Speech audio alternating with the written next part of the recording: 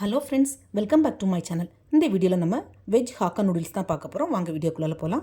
அதுக்கு முன்னாடி நம்ம சேனலில் ஃபஸ்ட் டைம் பார்க்குற வியூஸ் ப்ளீஸ் சப்ஸ்கிரைப் பண்ணி வச்சுக்கோங்க. அப்போ தான் நான் போடுற வீடியோஸ் எல்லாமே மிஸ் ஆகாமல் உடனே உங்களுக்கு நோட்டிஃபிகேஷனில் வரும்.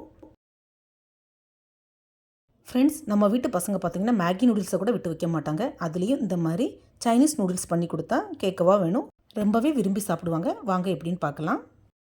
நான் இந்த நூடுல்ஸ் பண்ணுறதுக்கு ஹாக்கா நூடுல்ஸ் பாக்கெட்டு ஒன்றே எடுத்துருக்கிறேன். இதை தண்ணியில் வேக வச்சு ஃபஸ்ட் எடுத்துக்கலாம்.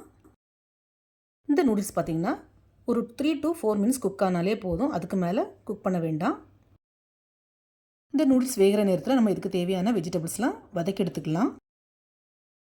ஃபஸ்ட்டு ஒரு கடாயில் கொஞ்சம் தாராளமாக எண்ணெய் சேர்த்துக்கலாம். இந்த ஹாக்கா நூடுல்ஸை பொறுத்தவரையில் எண்ணெய் கொஞ்சம் ஜாஸ்தியாக சேர்க்கணும். எண்ணெய் சூடானதும் கொஞ்சம் பொடி பொடியாக கட் பண்ண பூண்டை சேர்த்து நல்லா வதக்கி விட்டுக்கலாம்.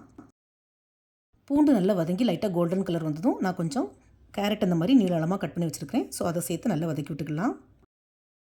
கேரட் வதங்கி கொஞ்சம் டிரான்ஸ்பரண்ட் ஆனதும் அது கூட கொஞ்சம் நான் கேபேஜ் நீளமாக கட் பண்ணி வச்சுருக்கேன். அதை ஆட் பண்ணிக்கலாம். ஃப்ரெண்ட்ஸ், இந்த ஹாக்கா நூடுல்ஸ்க்கு பொறுத்தவரையிலும் எல்லா வெஜிடபிள்ஸுமே நம்ம நீளமாக கட் பண்ணி போட்டால் பார்க்குறதுக்கு யூனிஃபார்மாக நல்லாயிருக்கும். ஸோ அந்த மாதிரி ட்ரை பண்ணி பாருங்கள். கேபேஜ் லைட்டாக வதங்கினதுக்கப்புறமா கொஞ்சமாக நான் பீன்ஸும் அதுவும் நீளமாக கட் பண்ணி வச்சுருக்கேன். அதையும் சேர்த்து வதக்கிக்கலாம். வெஜிடபிள்ஸ் எல்லாமே நல்லா வதங்கிடக்கூடாது. கொஞ்சம் டிரான்ஸ்பரண்ட்டாக இருந்தால் தான் சாப்பிட்றதுக்கு க்ரன்ச்சியாக நல்லாயிருக்கும்.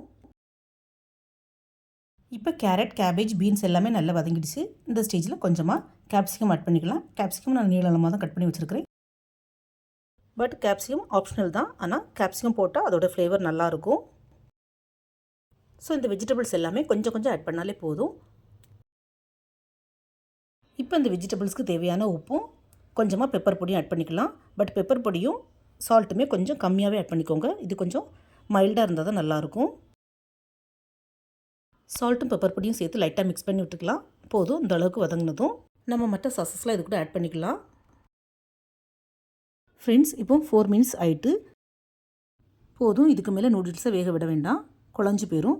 இப்போ கேஸை ஆஃப் பண்ணிவிட்டு இந்த தண்ணியை நல்லா ஸ்ட்ரெயின் பண்ணிவிட்டு பச்சை தண்ணியில் நம்ம கழுவி எடுத்துக்கலாம். பச்சை தண்ணியில் நூடுல்ஸ் இந்த மாதிரி கழுவி எடுக்கிறதுக்கு பதிலாக பச்சை தண்ணியை ஒரு பவுலில் வச்சு அதில் நூடுல்ஸை போட்டு கூட எடுக்கலாம்.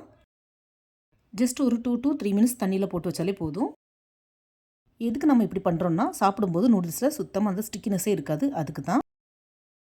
அதே மாதிரி நூடுல்ஸ் இந்த மாதிரி தண்ணியில் நல்லா வாஷ் பண்ணதுக்கப்புறமா கொஞ்சமாக எண்ணெய் ஊற்றி லைட்டாக டாஸ் பண்ணி கூட வச்சுக்கலாம். இப்போ இந்த வெஜிடபிள்ஸ் கூட கொஞ்சமாக 1/2 ஸ்பூன் போல் வினிகர் ஆட் பண்ணிக்கலாம். கூடவே கொஞ்சமாக chilli sauce, red chilli sauce, அதுக்கப்புறமா கொஞ்சமாக சோயா சாஸ், கடைசியாக கொஞ்சமாக டொமேட்டோ கெச்சப் சேர்த்து நல்லா மிக்ஸ் பண்ணி விட்டுக்கலாம். ஃப்ரெண்ட்ஸ், இதெல்லாம் சேர்த்து நல்லா மிக்ஸ் பண்ணும்போதே சூப்பராக ஒரு ஸ்மெல் வரும்.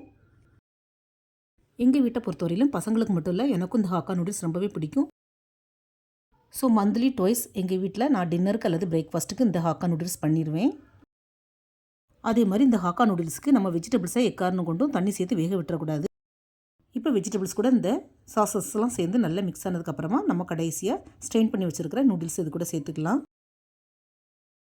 நூடுல்ஸை சேர்த்து நல்லா மிக்ஸ் பண்ணி விடணும். நூடுல்ஸோட கலர் சேஞ்ச் ஆகி வெஜிடபிள்ஸ் சாசஸ் எல்லாம் இதில் சேர்ந்து நல்லா கோட்டாகி வரணும். அந்த அளவுக்கு லைட்டாக மிக்ஸ் பண்ணி விட்டுடலாம். கடைசியாக நான் இந்த மெமோ சாசஸ் ஆட் பண்ணுறேன். இது ரீசெண்டாக நாங்கள் மோமோஸ் வாங்கினதில் இந்த சாஸ் கொடுத்தாங்க. பட் டேஸ்ட் பார்த்திங்கன்னா ரொம்பவே அல்டிமேட்டாக இருந்தது. சில்லி சாஸ் தான், அதோடய ஃப்ளேவர் செம்ம டேஸ்ட்டாக இருந்தது. அதனால் இந்த ஹாக்கா நூடுல்ஸ் நான் கொஞ்சமாக ஆட் பண்ணிக்கிடுறேன். பட் இந்த மெமோ சாஸ் ஆப்ஷனல் தான். உங்கள் வீட்டில் அவைலபிளாக இருந்தால் மட்டும் நீங்கள் சேர்த்துக்கோங்க, மற்றபடி ஸ்கிப் பண்ணிக்கலாம். இந்த மாதிரி நூடுல்ஸை நல்லா மிக்ஸ் பண்ணி விட்டுட்டு கேஸை ஆஃப் பண்ணிடலாம். கடைசியாக கொஞ்சம் ஸ்ப்ரிங் ஆனியன் சேர்த்துக்கலாம். ஸ்ப்ரிங் ஆனியன் சேர்த்து நல்லா மிக்ஸ் பண்ணி விடணும். அந்த சூட்லேயே, அதாவது நூடுல்ஸ் சூட்லேயே இது நல்லா வெந்துடும். ஆனால் இந்த ஹாக்கா நூடுல்ஸை பொறுத்தவரையிலும் வெஜிடபிள்ஸ் இந்த ஸ்ப்ரிங் ஆனியன் எல்லாமே கொஞ்சம் ராவாக இருந்தால் தான் அதோட க்ரன்ச்சினஸ் நல்லாயிருக்கும். ஸோ இதே மாதிரி நீங்களும் ட்ரை பண்ணி பாருங்கள் ஃப்ரெண்ட்ஸ்.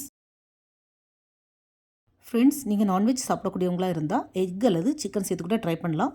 எக் ட்ரை பண்ணுறதா இருந்தால் கொஞ்சமாக பெப்பர் பொடியும் கொஞ்சமாக சால்ட்டும் போட்டு லைட்டாக சாட்டே பண்ணிவிட்டு இது கூட ஆட் பண்ணிக்கலாம்.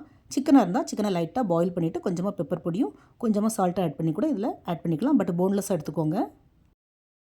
அவ்வளோதான். இந்த ஹாக்கா நூடுல்ஸை நம்ம ஷேஷ்வான் சட்னி கூட ட்ரை பண்ணலாம். ஃப்ரெண்ட்ஸ், ரொம்பவே ஹைஜீனிக்காக கம்மியான ரேட்டில் நம்ம வீட்டிலே ஹாக்கா நூடுல்ஸ் இனிமேல் ட்ரை பண்ணலாம். ஸோ இனிமேல் அதிக காசு கொடுத்து வெளியில் வாங்கி ஏமாறாதீங்க. இந்த வீடியோவை பார்த்து நீங்களும் வீட்டில் ட்ரை பண்ணி பாருங்கள்.